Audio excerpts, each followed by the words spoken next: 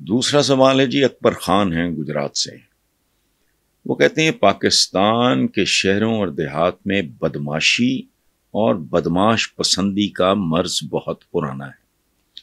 جرم کرنے اور جیل جانے کو بھی قابل فخر سمجھا جاتا ہے۔ تعلیم بھی اس مرض کا کچھ نہیں بگاڑ سکی۔ ہم اس پرانے اور جدی پشتی مرض کا کیا علاج کر سکتے ہیں؟ اکبر خان صاحب، میں تھوڑا اختلاف کروں گا آپ سے۔ آپ نے کہا کہ تعلیم بھی اس مرض کا، یہ جس قسم کی گھٹیا بازاری اور ایکسپلائٹ کرنے والی تعلیم ہمارے مدرسوں میں یا اسکولوں میں دی جاتی ہے، وہ تعلیم نہیں ہے۔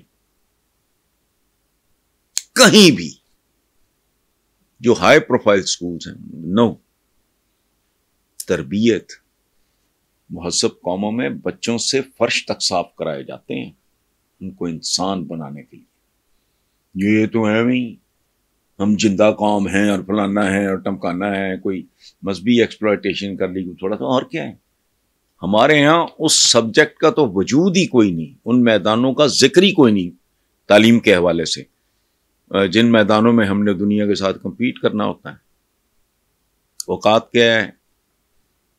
100 سال پہلے رائٹ برادرز نے چپڑ گناتی اٹھ کے پتا نہیں ہے کو فلانا پہلا باس تھا مسلمان کو، بالکل ریڈیکلس فضول بات، گھٹیا۔ غالب دیکھ کے ماچس پاگل ہو گیا تھا، 1857 وغیرہ کے لگ بھگ کی بات ہے نا۔ تو غالب جیسا جینیس اس کے تصور میں نہیں تھا۔ تو غالب کا جملہ ہے کہ کیسی قوم ہے جو آگ جیب میں لیے پھرتی ہے، تصور ہی کوئی نہیں تھا۔ ہمارے ارد گرد کی زندگیوں میں صبح اٹھتے ہیں آپ، فلش سسٹم سے لے کے گاڑی تک، اسکوٹر تک، موٹر سائیکل تک، کار تک، ٹرین تک، کیا اوقات ہیں؟ اسی طرح آپ کو اٹھنا بیٹھنا چلنا پھرنا نہیں سکھایا جاتا۔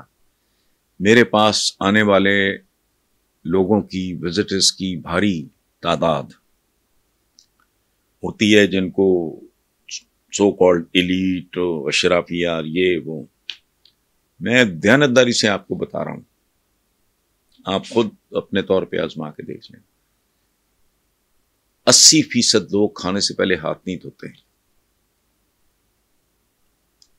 اور 70% کھانے کے بعد بھی ہاتھ نہیں دھوتے، صرف ٹیشو پیپر استعمال کرتے ہیں۔ تو جس تعلیم کی بات آپ کر رہے ہیں وہ تعلیم تعلوم نہیں ہے،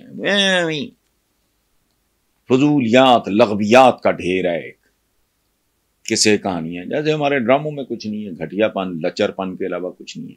جیسے آپ کے اشتہار جو ہیں میننگ لیس ہوتے ہیں، کہنے کو اشتہار ہیں، اب کسی لفظ کا کسی جگہ پہ منطبق کر دینا وہ تو اور بات ہے، جس کو آپ تعلیم سوال ہی نہیں پیدا ہوتا۔ اگر بچپن میں ڈرل کر دی جائے ایک بات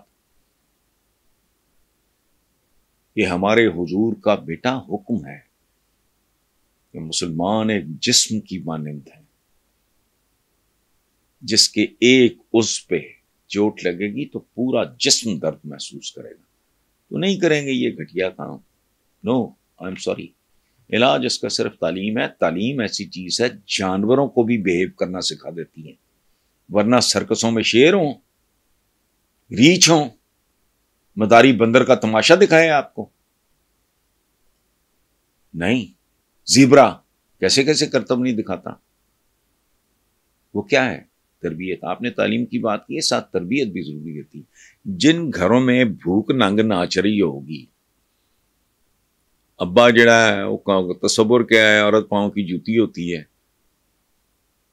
پیو جڑا بیبے نو تھپڑ مار رہا ہوئے گا فلانا، اس میں کیا تعلیم شالیم کا وہ معیار ہی نہیں ہے۔ دوسری طرف تربیت کا فقدان ہے بہت بری طرح۔